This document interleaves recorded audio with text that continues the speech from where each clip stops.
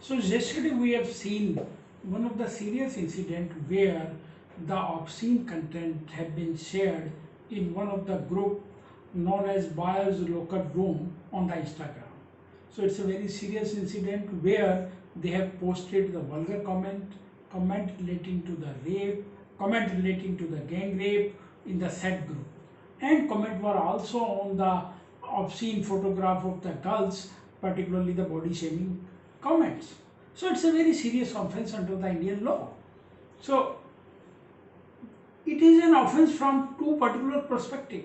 The one, that child pornographic data have been shared and comment have been posted. That is the one part.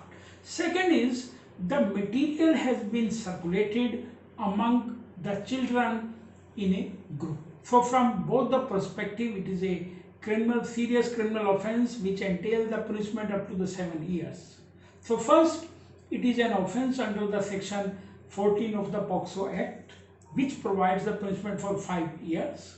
Second, it is an offense under the section 67B of the Information Technology Act, which again provides the punishment for the 7 years.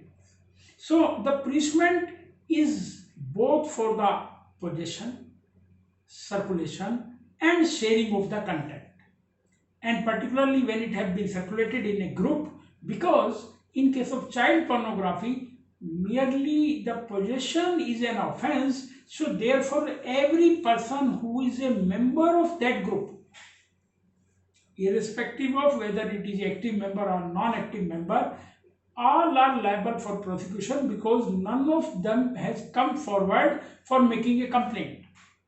So here the exemption could be only for a person who come across the comment and make a complaint to the police. So now in the present case, all the member, whether the active, whether non-active, including the administrators, are liable for prosecution of the offense.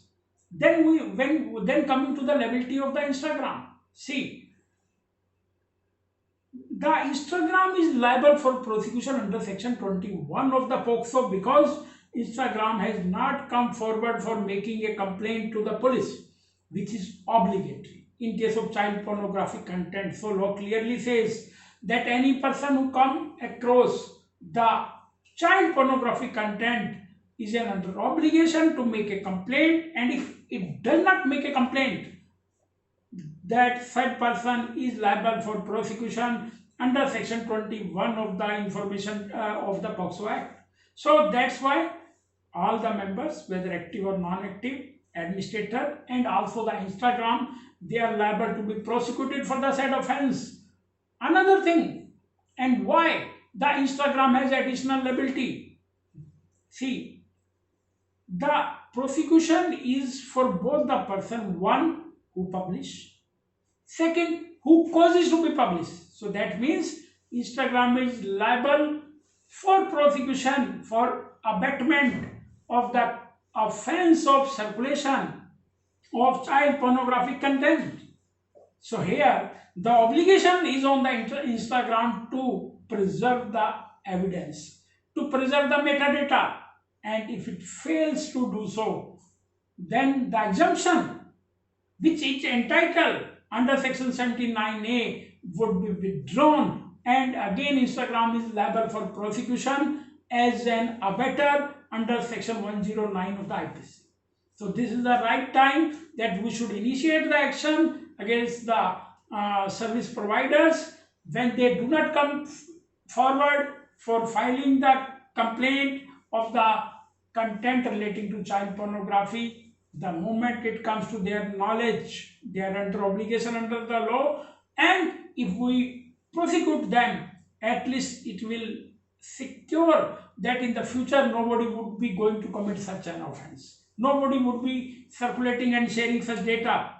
Then now coming to the liability of the person who have shared the images in the social network, in social media. So again, sharing is an equal offense.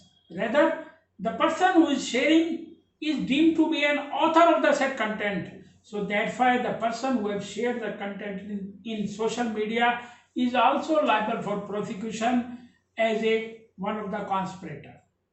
So thank you very much. If you have any questions, you can always write to us. Thank you.